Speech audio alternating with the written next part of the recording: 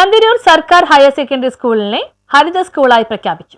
ചന്ദരൂർ സർക്കാർ higher secondary സ്കൂളിനെ ഹരിത സ്കൂളായി അരൂർ ഗ്രാമപഞ്ചായത്ത് പ്രഖ്യാപിച്ചു. സംസ്ഥാന വ്യാപകമായി സർക്കാർ നടപ്പിലാക്കുന്ന മാലിന്യമുക്ത നവകേരളം 20ന്റെ ഭാഗമായാണ് സംസ്ഥാനത്തെ മുഴുവൻ ഗ്രാമപഞ്ചായത്തിനെയും മാലിന്യമുക്ത പഞ്ചായത്തായി പ്രഖ്യാപിക്കുന്നത്.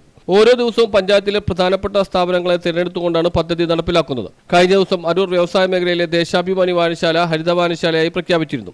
ചന്ദരൂർ GHSSനെ ഹരിത സ്കൂളായി പ്രസിഡന്റ് രാഖി ആന്റണി പ്രഖ്യാപിച്ചു. ചന്ദരൂർ മത്സ്യ മാർക്കറ്റിനെ ഹരിത മാർക്കറ്റായി പ്രഖ്യാപിക്കും. നമ്മുടെ ഈ സ്കൂള് ഇന്ന് ഹരിത വിദ്യാലയമായി പ്രഖ്യാപിക്കുകയാണ്. സംസ്ഥാന സർക്കാരിന്റെ മാലിന്യമുക്തം നവകേരളം എന്ന പദ്ധതിയിൽപ്പെടുത്തി മാർച്ച് 30-ന് എല്ലാ പഞ്ചായത്തുകളും മാലിന്യമുക്ത പഞ്ചായത്തായി പ്രഖ്യാപിക്കുന്നതോടൊപ്പം തന്നെ സ്കൂളുകളും സ്ഥാപനങ്ങളും ടൗണുകളുമെല്ലാം ഹരിതമായി പ്രഖ്യാപിക്കേണ്ട ദിനങ്ങളിലൂടെയാണ് നാം കടന്നു പോവുക. മാർച്ച് 30-നാണ് നമുക്കിതെല്ലാം പ്രഖ്യാപിക്കേണ്ടത്. അതിൻ്റെ ഇടയ്ക്ക് എല്ലാം ഒരുമിച്ച് പ്രഖ്യാപിക്കുക എന്നത് അത്ര എളുപ്പമല്ലാത്തത് കൊണ്ട് ഓരോ സ്ഥാപനങ്ങളാണ് നമ്മൾ പ്രഖ്യാപിക്കുക. ഇന്നലെ ദേശാഭിമാനി വായനശാല ഹരിത വായനശാലയായി പ്രഖ്യാപിച്ചു.